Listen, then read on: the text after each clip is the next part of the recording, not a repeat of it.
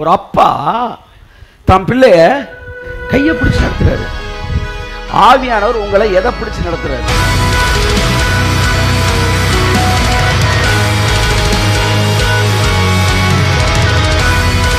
பஸ்ஸை திருப்புறதுக்கு நீங்க எதை பிடிக்கணும் சொல்லுங்க? டயரை பிடிக்கணுமா? ஸ்டேரிங்கை பிடிக்கணும். இந்த ஸ்டேரிங்கை தான் பிசாசு பிடிச்சான். பஸ்ஸை கடத்தணும்னா ஸ்டேரிங்கை பிடிச்சிட்டா பஸ் கண்ட்ரோலுக்கு வந்துருச்சு. ரட்சிக்கப்பட்ட உடனே சோல்ல பிடிச்ச உடனே பரலோகம் கை தட்டுறாங்க. கர்த்தர் வந்து ஸ்டேரிங்கை பிடிச்சிட்டாரு. இனி கட்டாயம் இந்த பஸ் பரலோகத்துக்கு வந்து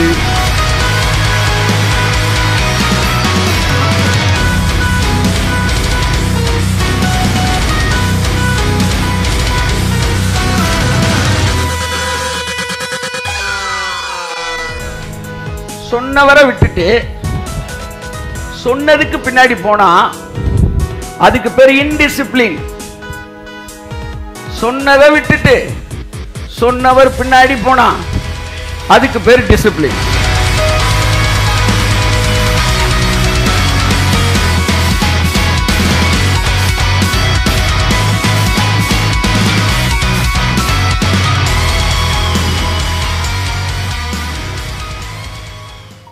ஹல்லேலூயா.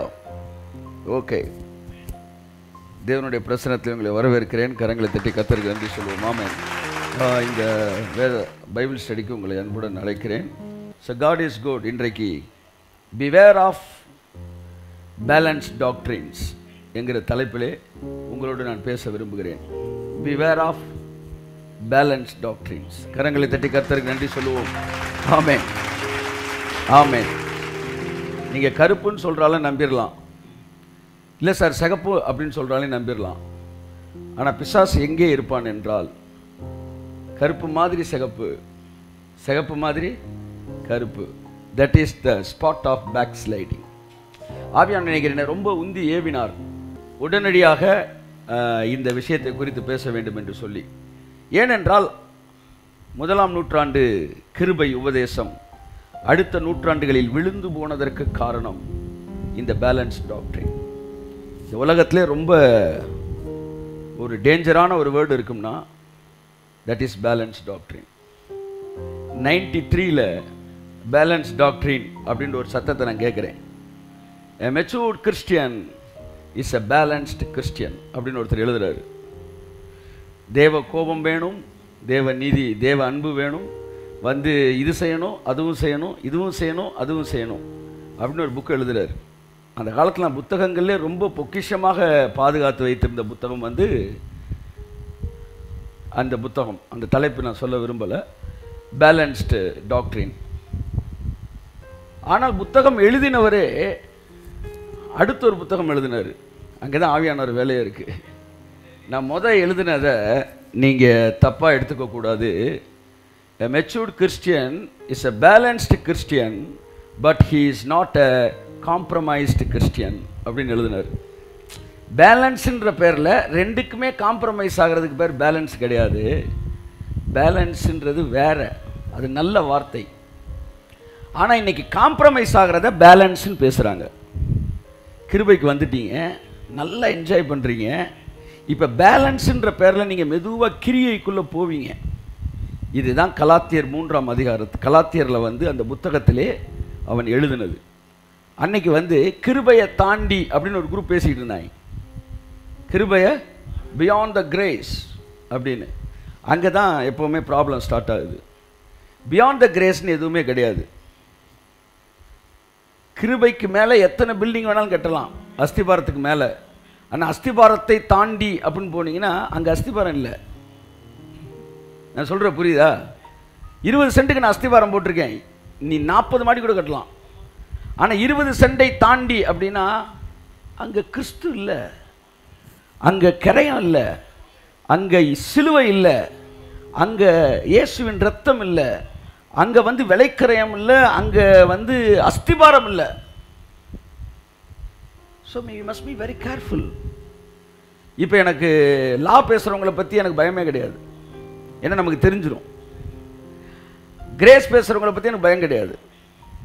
ஏன்னா இவங்க தான் தெரிஞ்சிடும். பேலன்ஸ்னா you must be very careful.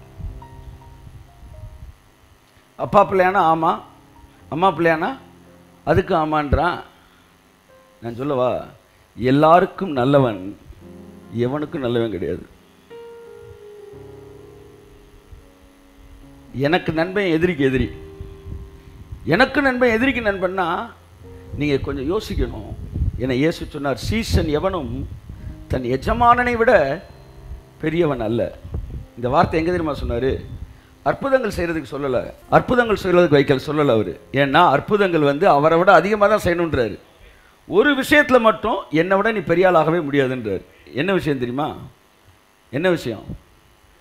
இவ்வளவு தெளிவான இருக்கிற நானே எனக்கு எதிரிகள் இருப்பார்கள் என்றால் நீ என்னை விட பெரிய ஆள் கிடையாது, உனக்கு எதிரிகளே இல்லைன்னு நீ சொல்லுவீனா, தட்ஸ் வெரி டேஞ்சரஸ் திங். நீ வந்து யார்கிட்டையோ நான் காம்ப்ரமைஸ் ஆகிருக்கிறேன்னு அர்த்தம். பவுல் சொல்லுகிறார், நான் சத்தியத்தை சொன்னதினால் உங்களுக்கு சத்ருவானேன். ஸோ சத்ருவாகணும், ஏற்றுக்கொள்ளாதவர்களிடத்தில் நான் சத்ருவாகணும்.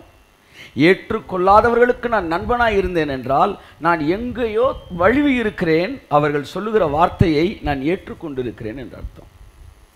இன்னைக்கு ஒரு விஷயம் நீங்கள் தெரிஞ்சுக்கணும். இப்போ என்ன முக்கியம்னா, கிருபையை பேசுங்க வேணான்னு நாங்கள் சொல்லலை, அதோடு சேர்ந்து கொஞ்சம் கிரியையும் பேசுங்க. அதாங்க பேலன்ஸ்டு. நோ, ஒன்று லெஃப்டில் போகணும் இந்தியாவில், இல்லை அமெரிக்காவுக்கு போனீங்கன்னா ரைட்டில் போகணும். நான் பேலன்ஸ்டாக போகிறேன், நான் நடுவில் போனேன்னா. So be careful about balance doctrine. ஆமேன், ஆமேன். மிக தெளிவாக இருக்க வேண்டும். கிருபை என்றால் அங்கு கிரியை என்று ஒன்று இல்லவே இல்லை. Grace from plus nothing gives salvation. Grace plus nothing. If you add anything with grace, the grace will be impotent. கிருபையோடு எதையும் நீங்கள் கலக்கவே முடியாது. இந்த இடத்துல இருக்கிற வரைக்கும் நீங்க பின்மாறவே முடியாது, நீங்க வழுவவே முடியாது. சபை ஆதி அப்போஸ்தலர்களின் அற்புதங்களை பார்த்து கொண்டே இருக்கும். என்றைக்கு சபை முதல் நூற்றாண்டில் இருந்து இன்னைக்கு எங்க பிரச்சனைனா, இது கிருபை பிரசங்கிகள் அந்த பிரச்சனை. அதான் வருத்தமா இருக்கு. இந்த பிரச்சனை லா பேசுறவன்ட்ட இல்ல. நேற்று கிருபை பேசிக் கொண்டிருந்தவர்கள் கலாத்தியர் 3ஆம் அதிகாரத்துக்குள் நுழைந்து விட்டார்கள். ஒரு வீழ்ச்சிக்கு நேர சபை போய் கொண்டிருக்கிறது. பிரமாணத்தை பற்றி மிகப்பெரிய கிருபை பிரசங்கிகள் பேசிக் கொண்டிருக்கிறார்கள். எப்பவுமே ஒழுங்கு எல்லாம் சொல்லுங்க, பரிசுத்தம் சொல்லுங்க, ஒழுங்கு, கட்டுப்பாடு, இந்த வார்த்தைக்கெல்லாம் ஒரு அட்ராக்ஷன் இருக்கும், எப்பவுமே இருக்கும். அதை பேசுறவங்க மேலேயும் ஒரு அட்ராக்ஷன் இருக்கும். ஆல் ரிலீஜன்ஸ் நான் படிச்சிருக்கிறேன், ஃபுல்லாக படிக்கலை. எனக்கு ஒரு அது வந்து சப்ஜெக்டு. அதில் புத்திசம் படிச்சிருக்கிறேன், கம்யூனிசம் கூட படிச்சிருக்கோம், எல்லா மதத்தையும் படிப்போம். ஆனால் இஸ்லாமை படிக்கும்போது மட்டும் ஒரு ஈர்ப்பு வரும். இஸ்லாமா மாறலாமான்னு ஒரு ஈர்ப்பு வரும். எனக்கு அது வந்துச்சு. ஏன் தெரியுமா? இஸ்லாம் கிறிஸ்தவத்தின் கோட்பாடுகளை விட இதைவிட கடுமையான கோட்பாடுகளையும் ஒழுக்கத்தையும் பரிசுத்தையும் ஜபத்தையும் அதிகமாய் பேசுகிறது. நீ 3 நேரம் ஜபத்தை பேசுற, அந்தி சந்தி மதியம்னு, அவன் 5 நேரம் ஜபத்தை பேசிக்கிட்டு இருக்கிறான். நீ 10% தசமபாகம் பேசிக்கிட்டு இருக்கிற, அவன் 40% வருஷத்துக்கு கொடுக்குறான். இப்ப சொல்லுங்க, உங்களுக்கு பரிசுத்தம் வேணும்னா இல்ல, எனக்கு மெத்தடு வேண்டாம், எனக்கு மேலானவர் தான் வேணும் அப்படின்னா இயேசு உங்களை அழைக்கிறார். Don't be attracted towards methods, so-called discipline, so-called holiness. Christendom is not matter of methods, it's matter of one person. His name is Jesus Christ. Woo! Amen. Hallelujah. Christendom is matter of love. It's the matter of understanding. It's the matter of led by the Spirit of God, not by the written word. என்ன லா, என்ன கோட்பாடு, என்ன discipline? What are you talking about? நான் கேட்கிறேன், நீங்கள் பிசாசுக்கு அடிமையாய் இருந்தபோது தினமும் காலை பிசாசு உங்களுக்கு முன்பாக தோன்றி இன்று செய்ய வேண்டிய பாவங்களாவன, take the notes, write it down அப்படின்னு சொல்லி, இன்னைக்கு ஒரு சினிமா பார்க்கணும், உள்ளேன் ஐயா. 2 பொம்பளை பிள்ளைகளை கேலி பண்ணணும், உள்ளேன் ஐயா. ஒரு சிகரெட் பாக்கெட்டில் 4 சிகரெட் நீ குடிக்கணும், உள்ளேன் ஐயா. இப்படி டெய்லி கொடுத்துட்டு போனானா உங்களுக்கு? அதை வாங்கி தான் பாவம் செஞ்சுக்கிட்டு இருந்தீங்களா? அப்புறம் எப்படி சார் பாவம் செஞ்சுக்கிட்டு இருந்தீங்க? உங்களை எப்படி சார் இயக்குனா? உங்களை எப்படி சார் நடத்தினா? உங்களை எப்படி சார் பாவம் செய்ய வச்சான்? எப்படி சார் தேட்டருக்குள்ள கொண்டு போனா? எப்படி பண்ணா? எப்படி பண்ணா? எப்படி பண்ணா? டெய்லி அவனை ஜோம் பண்ணி தப்பு பண்ணீங்களா? இல்ல. நீங்க என்னைக்கு அவனுக்கு பிள்ளை அடிமையா மாறினீங்களோ அன்றைக்கே உங்கள் ஆத்மாவில் இருந்து உங்களை அவன் கிரியை செய்ய ஆரம்பித்தான். அவன் கண்ணுக்கு முன்னாடி தோன்றி செஞ்சதில்லை, உள்ள இருந்தே எல்லாத்தையும் செஞ்சான். அவனிடத்திலிருந்து விடுதலை பெற்று இயேசுக்கு பிள்ளையான பிறகும் அதே மாதிரி தான், அதே மாதிரி தான். டெய்லி காலையில் உங்களுக்கு முன்னாடி தோன்றி என் அன்பு மகனே சொல்ல மாட்டார், உள்ளுக்குள்ளே உள்ளுக்குள்ள உள்ளுக்குள்ள உள்ளுக்குள்ள. ஆமென், ஆமென். The one who is led by the Spirit of God, ஆவியினால் நடத்தப்படுகிறது. அதான் நான் கேட்டேன், ஒரு அப்பா தம் பிள்ளைய கையை பிடிச்சு நடத்துறாரு. ஆவியானவர் உங்களை எதை பிடிச்சு நடத்துறாரு சொல்லுங்க? எதை பிடிச்சு நடத்துறாரு? அதான் இன்னைக்கு அனாயிட்டிங் இதில் பேசினேன் நான். எதை பிடிச்சு நடத்துறாரு? சிந்தை அல்ல, வசனம் சிந்தையில் நடத்தப்படுகிறது. ஆவியானவர் ஆத்துமாவின் நங்கூரம், ஆத்துமாவில் இருந்தால் நடத்துறாரு. ஆத்துமானா அதில் மைண்ட் இருக்கு, அதில் சோல் இருக்கு. சோலுக்குள்ள தான் மைண்ட் இருக்கு, மனசு இருக்கு, சிந்தனை இருக்கு. ஆவியானவர் மனசை தான் பிடிக்கிறாரு. மனசுனா ஃபீலிங்ஸ். எல்லாம் சொல்லுங்க, மனசுனா ஃபீலிங்ஸ். நீங்கள் பாவம் செய்கிறப்ப பிசாசு ஃபீலிங்ஸை வச்சு தான் உங்களுக்கு பயன்படுத்தினான். நீங்கள் ரட்சிக்கப்பட்ட பிறகு ஆவியில் இருக்கிற தேவன் உங்கள் ஃபீலிங்ஸை தான் எடுக்கிறாரு. சார் இன்னைக்கு என்னன்னு தெரில, ஒரு 10 அதிகாரமாச்சும் பைபிள் படிக்கணும்னு தோணுது, நடத்துகிறாரு. ஜெபிக்கணும்னு தோணுது, நடத்துகிறாரு. உபவாசம் பண்ணணும் கூட தோணுது, நடத்துகிறாரு. பிரசங்கம் பண்ணணும் தோணுது, நடத்துகிறாரு. இந்த நடத்துகிறாரு நடத்துகிறாரு நடத்துகிறாருலாம் எனக்குள்ள உணர்வை கொடுக்குறாரு கொடுக்குறாரு கொடுக்குறாரு. அரை மணி நேரத்துக்கு ஒரு முறை தண்ணீர் குடிக்க வேண்டும், ஒரு நாளைக்கு இத்தனை லிட்டர் தண்ணீர் குடிக்கணும் எழுதி வச்சு அலாம் வச்சா தண்ணி குடிக்கிறீங்க. அப்படித்தான் தேவனும் தன்னுடைய பிள்ளைகளை நடத்துகிறார். அப்போ ஒரு பஸ்ஸை திருப்புறதுக்கு நீங்க எதை பிடிக்கணும் சொல்லுங்க? டயரை பிடிக்கணுமா? ஸ்டேரிங்கை பிடிக்கணும். இந்த ஸ்டேரிங்கை தான் பிசாசு பிடிச்சான். அவன் ஆவி ஆத்மா சரீரம் எப்படி ஒர்க் ஆகுதுன்றதை கிளியராக பார்த்துட்டு தான் அவன் எங்கே கை வைக்கணுமோ அங்கே வச்சான். ஏன்னா தேவன் அங்கேருந்து அவனை தன்னுடைய ஜனங்களை கைட் பண்ணுறது தெரிஞ்சிருச்சு. அப்போ திரும்ப பிசாசை அடித்து துரத்திட்டு சிலுவையில் வெற்றி சிறந்து தன்னுடைய பிள்ளைகளை அவர் சொந்த இரட்சகராய் ஏற்றுக்கொண்டவர்களுக்கு இரட்சகராய் உள்ள வரும்போது எங்கே தான் வந்து உட்கார்றாரு சொல்லுங்க? ஸ்டேரிங்கில் தான் வர்றாரு. அதனால தான் தாவீது சொல்ல, என் ஆத்துமாவை தேற்றி என்னை நீதியின் பாதையில், நல்லா தட்டணுமே, சொல்றது புரியுதா? நீதியின் பாதையில் உங்களை நடத்துவது எதை பிடிச்சு? ஆத்துமான ஆசை, விருப்பம், ஆத்துமான உணர்ச்சி. அப்படி போறவனுக்கு எதுவுமே கிரியையா தெரியாதியா? அப்ப ஏன் ஒருத்தர் ரட்சிக்கப்பட்ட உடனே பரலோகத்தில் கை தட்டுறாங்க? பஸ்ஸை கடத்தணும்னா ஸ்டேரிங்கை பிடிச்சிட்டா பஸ் கண்ட்ரோலுக்கு வந்துருச்சு. ரட்சிக்கப்பட்ட உடனே சோல்ல பிடிச்ச உடனே பரலோகம் கை தட்டுறாங்க. கர்த்தர் வந்து ஸ்டேரிங்கை பிடிச்சிட்டாரு, இனி கட்டாயம் இந்த பஸ் பரலோகத்துக்கு வந்து.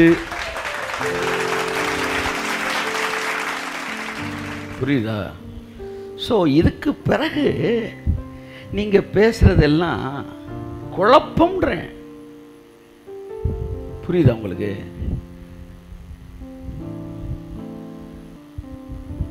கைதிகளை எல்லாம் போலீஸ் கூட்டிகிட்டு போயிட்டு இருப்பாங்க. 2 பேர் நடந்து வந்துக்கிட்டு இருப்பாங்க. மேலே ஒரு துண்டு கிடக்கும் கை மேலே. இந்த கைதி கூட ஒரு கை பேசிக்கிட்டே வந்துக்கிட்டு இருப்பாப்புல. வெளியிலேருந்து பார்க்கும்போது ஐயோ அவன் தப்பிச்சு போயிட மாட்டானா அவன் போக மாட்டான். இந்த போலீஸ்காரர் நேரம் எங்கே போவார்? டீ கடைக்கு போவார். ஆனால் கைதி டீ கடைக்கு வருவான். ஒரு தம்மா பற்ற வச்சாருன்னா கைதி பக்கத்துலேயே நிற்பான். அடுத்த நேரம் இங்கிட்டு கூப்பிட்டு போவார். அவன் போகிற பக்கம்லாம் அந்த கைதி வருவார். என்ன சார்னா, இந்த துண்டுக்கு பின்னாடி ஒரு லாக் இருக்குது, ஹேண்ட் லாக்கு. இந்த லாக்கை போட்டுட்டா இவர் எங்கே போனாலும் அவர் அங்கே வந்து தான் ஆகணும். இந்த லாக்கு தான் சார் ரெட்ஷிப்பில் நடந்துச்சு. சார் ரெட்ஷிப்பை புரியாமல் பேசக்கூடாது.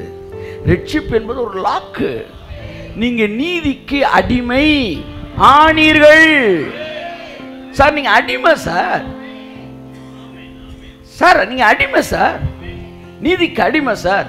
அதனால நீங்க அவர் என்ன நினைக்கிறாரோ அதை செஞ்சிருவீங்க. அதனால தான் கர்த்தர் ரொம்ப கிரியை பற்றியே பேசுகிற கிடையாது. உங்கள் பிள்ளை ஒரு 10-12 வயசு, மூத்த பையனுக்கு ஒரு 25 வயசுன்னு வச்சுக்குவோம், 30-25 வயசு. இந்த 10 வயசு பையன் மெட்ராஸுக்கு போகிறான். எவ்வளோ இன்ஸ்ட்ரக்ஷன் கொடுப்பீங்க? தம்பி கரெக்டாக பஸ்ஸில் ஏறி உக்காந்துருண்டா, இவன் கையில் இருக்க பேக்கை கொஞ்சம் ஜாக்கிரதையாக வச்சுக்க, கரெக்டாக ஸ்டாப் வந்தோடனே இறங்கிரு, அங்கே இறங்கினோடனே அங்கேருந்து நீ இந்த ட்ரெயினை பிடிக்கணும். இவ்வளோ இன்ஸ்ட்ரக்ஷன் கொடுப்பீங்களே? ஒரு 20 இன்ஸ்ட்ரக்ஷன் கொடுக்க மாட்டீங்க? கொடுப்பீங்க. சரி, இப்போ இந்த சின்ன பையனை கூட்டிகிட்டு போகிறதுக்கு உங்கள் மூத்த பையனை கூட அனுப்புறீங்க. இப்போ சின்ன பையன் கேட்குறான், அப்பா நான் என்னப்பா செய்யணும்? என்ன சொல்லுவீங்க? நீ ஒன்றும் செய்ய வேணாம், அவர் உன்னை எங்கே கூட்டிகிட்டு போகணுமோ அங்கே கூட்டிகிட்டு போவார். இதுதான் சார் நியூ டெஸ்டமெண்ட். என்னைக்கு ஆவியானவர் கொடுக்கப்பட்டச்சோ அன்னைக்கு லாவை கிக் பண்ணி தூக்கி விட்டாரு. ஏன் தெரியுமா? அவர் வந்துட்டா எல்லாம் நடக்கும்.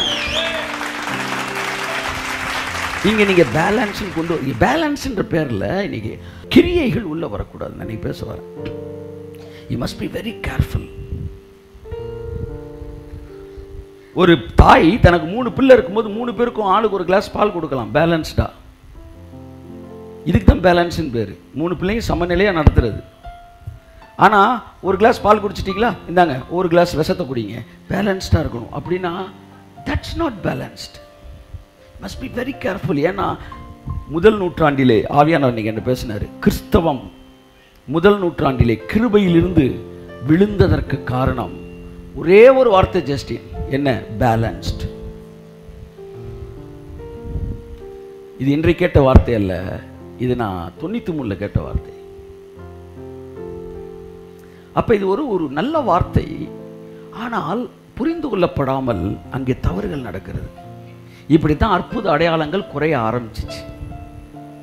கிருபையோட இதை சேர்த்துக்காங்க அப்படின்னா ஒருத்தன், இன்னொருத்தர் சொன்ன ஆமா அதோட இதையும் சேர்த்துக்காங்க. பின்னாடி ஒருத்தர் அதுக்கு மேல இதை வச்சுக்காங்க நல்லா இருக்கும்னா. இன்னொருத்தர் சொன்னேன் அப்படி எங்களுக்குள்ள டயரை வைங்கன்னா. இன்னொருத்தர் சொன்னேன் அப்படி பின்னாடி இன்ஜினை வைங்கன்னா. கடைசி ஒரு பஸ்ஸே உருவாக்கிட்டாங்க.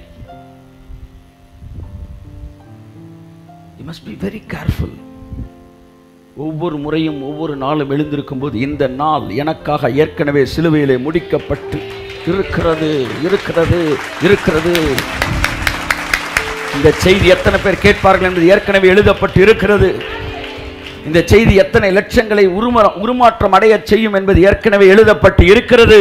இந்த செய்தி எத்தனை பேருடைய கண்களை திறக்கும் என்பது ஏற்கனவே எழுதப்பட்டு இருக்கிறது. நான் இப்ப என்ன பண்ணிக்கிட்டு இருக்கிறேன்? எழுதப்பட்டதான் ரிலீஸ் பண்ணிக்கிட்டு இருக்கிறேன். பிரேயரை பத்தி நீங்க படிக்க படிக்க அங்க ஒரு பிரச்சனை என்னன்னா, நீங்க நேத்து நடந்த ஒண்ணு இன்னைக்கு நடத்தணும்னு நீங்க நினைப்பீங்க. நேத்து உங்களை செய்ய ஒண்ணு சொன்னாரு, இன்னைக்கு உங்களை ஒண்ணு செய்யணும் அவரு வேற மாதிரி சொல்றாருன்னா நீங்க வேற மாதிரி தான் செய்யணும். இல்ல நேத்து சொன்னதை நான் இன்னைக்கு செய்யறேன்னா நீங்க சொன்னவரை விட்டுட்டு சொன்னதை பின்னாடி போயிட்டீங்க. சொன்னவரை விட்டுட்டு சொன்னதுக்கு பின்னாடி போனா அதுக்கு பேர் இன்டிசிப்ளின். சொன்னதை விட்டுட்டு சொன்னவர் பின்னாடி போனா, அதுக்கு பேர் டிசிப்ளின். அல்லேலூயா. இவர் இருக்காரு, சரியா? இவரை பார்த்து நான் சொல்றேன், தம்பி நீ என்ன ஃபாலோ பண்ணிக்கிட்டே இருக்கணும், சரியா? அதுதான் உங்களுக்கு கொடுத்துருக்கு கட்டளை அப்படின்னு நான் சொல்கிறேன். இப்போ நம்ம நேராக இந்த இடத்துக்கு போகணும், சரியா? நல்ல கேட்டு எங்கே போகணும்? இங்கே போகணும். ஆனால் உங்களுக்கு கொடுக்கப்பட்ட வேலை நீங்கள் என்ன செய்யணும்? என்ன ஃபாலோ பண்ணிக்கிட்டே இருக்கணுன்றேன். சொன்ன உடனே இப்போ என்ன பிடிச்சிக்காங்க பின்னாடி. டிசிப்ளின் என்னன்னு சொல்லித்தரேன். டிசிப்ளின் என்ன தெரியுமா? நான் இங்கே போகிறேன், ஆனால் அங்கே தான் இருக்கு கோல். இங்கே போகிறேன், இங்கே போகிறேன், இங்கே போகிறேன், இங்கே போகிறேன். இப்போ இவர் டிசிப்ளினில் இருக்காரா இன்டிசிப்ளினில் இருக்காரா? நான் ரவுண்டை போட்டுக்கிட்டு தான் இருக்கிறேன். அவர் டிசிப்ளினில் இருக்காரா இன்டிசிப்ளினில் இருக்காரா? இப்போ இவர் சொல்கிறாரு, இவர் என்ன எங்கெங்கேயோ போகிறான்னு சொல்லி நான் போயிட்டு இருக்கும்போது நீங்கள் நேராக போங்க, மார்ச் பண்ணி போகணும், இப்படி போகணும், போங்க. பார்த்தீங்களா? இவர் டிசிப்ளினா, ஆனால் பார்க்குறதுக்கு பாருங்க டிசிப்ளின் மாதிரியே இருக்காரு. ஆனால் இவர் இன்டிசிப்ளின். எனக்கு பின்னாடி வந்திருந்தா அவர் டிசிப்ளின். God bless you. ஆனால் மக்கள் எதை இப்போ டிசிப்ளின்றாங்க? இந்த நேராக ஆவியானவர் விட்டு வந்துக்கிட்டே இருக்கான் பாருங்க. ஆஹா, என்ன ஒழுங்கு!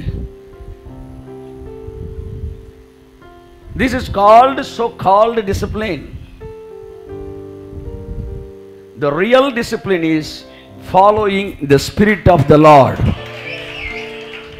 அது கூட தப்பு, ஃபாலோயிங்ன்றதே தப்பு. ஆமா, ஏன்னா ஃபாலோயிங் த ஸ்பிரிட்னு சொல்லல, led by the spirit. By means not you, that is. ஆமென். எப்படி இங்க வருங்க, எவர்கள் தேவனுடைய ஆவியை ஃபாலோ பண்ணுகிறார்களோ அவர்கள் தேவ பிள்ளைகள் சொல்லல. எவர்கள் தேவனுடைய ஆவியினால் நடத்தப்படுகிறார்களோ, தட் மீன்ஸ் இது ஏன் எஃபர்ட் கிடையாது, நடக்கிறது ஏன் எஃபர்ட், நடத்தப்படுவது அவர் எஃபர்ட். ஒவ்வொன்னா உடையுது. என் பரமபிதா நடாத நாற்றெல்லாம் வேரோடு பிடுங்கப்படும். ஆமென், ஆமென், ஆமென், ஆமென். My beloved brother and sister, இன்னைக்கு கிருபை பற்றி ஒரு 2-3 வார்த்தை பேசுகிறேன். முதல் நூற்றாண்டுக்கு பிறகு கிறிஸ்தவம் விழுந்து போனதற்கு காரணம் இந்த ஜென்யூன் ப்ரீச்சர்ஸ்னு கொஞ்சம் பேர் எந்திரிப்பாங்க, இனிமேல் வருவாங்க பாருங்க. அதெல்லாம் நல்லா தான் இருக்குது, ஆனாலும் அப்படின்னா என்ன, கொஞ்சம் ஜாக்கிரதையாக இருக்கணும். ஆமென்.